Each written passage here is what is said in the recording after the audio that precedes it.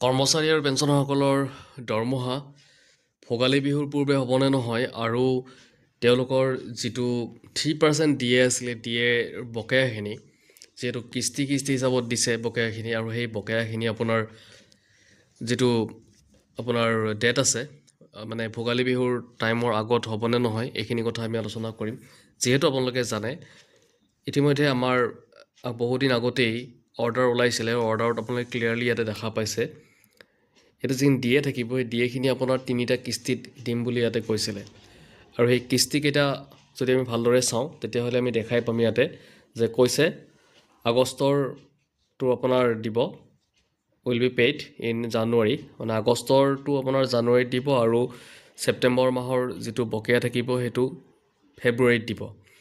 এটা কথা হ'ল যিহেতু আগষ্ট মাহৰ বকেয়াখিনি জানুৱাৰীৰ ভিতৰত পাব বুলি যিহেতু কৈছে আৰু সেইকাৰণে আপোনালোকে এইটো নিশ্চিত হওক যে ভোগালী বিহুৰ পূৰ্বেই আপোনালোকে এই যিটো বকেয়া সেই বকেয়াটো পাবলৈ সক্ষম হ'ব।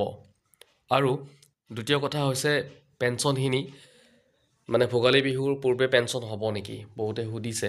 তো এতিয়া ক্ষেত্ৰত এটা কথা ক'ব লাগিব, যিখিনি পেঞ্চন 25 তাৰিখ মানৰ হয় বা 25 তাৰিখৰ পিছত হয় বা অলৰেডি যিখিনি মানুহে পালে পেঞ্চন, সেই পেঞ্চনখিনি কিন্তু ভোগালী বিহুৰ পূৰ্বে যিটো জানুৱাৰী পেঞ্চন তেওঁলোকে নাপাব, কাৰণ 25 তাৰিখ ডিচেম্বৰৰ পেঞ্চন ইতিমধ্যে তেওঁলোকৰ সোমাইছে 25 তাৰিখৰ পিছত অনৱাৰ্ড 25th ডিচেম্বৰ।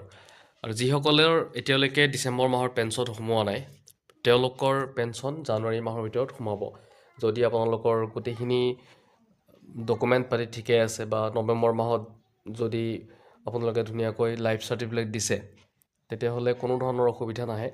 আৰু যদি এই ক্ষেত্ৰত আমাৰ তাত 2-এটা কুৱেশ্যন আহে যে এতিয়ালৈকে ডিচেম্বৰ মাহৰ পেঞ্চন সোমোৱা নাই বুলি আমাৰ তাত কমেণ্ট আহিছে, আৰু সেই ক্ষেত্ৰত আপোনালোকে এটা কথা চাব পাৰে, কেতিয়াবা বেংকত আপোনাৰ কিছুমান বস্তু হৈ থাকে, মানে হোল্ড টাইপৰ কিছুমান বস্তু হৈ থাকে।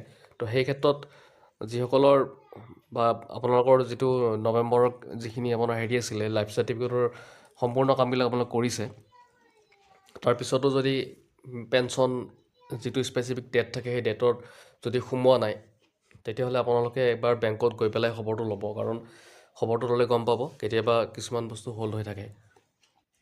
তাৰপিছত আহিলে কৰ্মচাৰীৰ দৰমহা।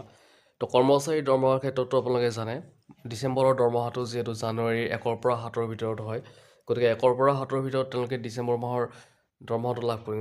কিন্তু তেওঁলোকে জানুৱাৰী মাহৰ দৰমহা জানুৱাৰী মাহতে তেওঁলোকে লাভ নকৰে, জানুৱাৰী মাহৰ দৰমহা তেওঁলোকে ফেব্ৰুৱাৰীত লাভ কৰিব।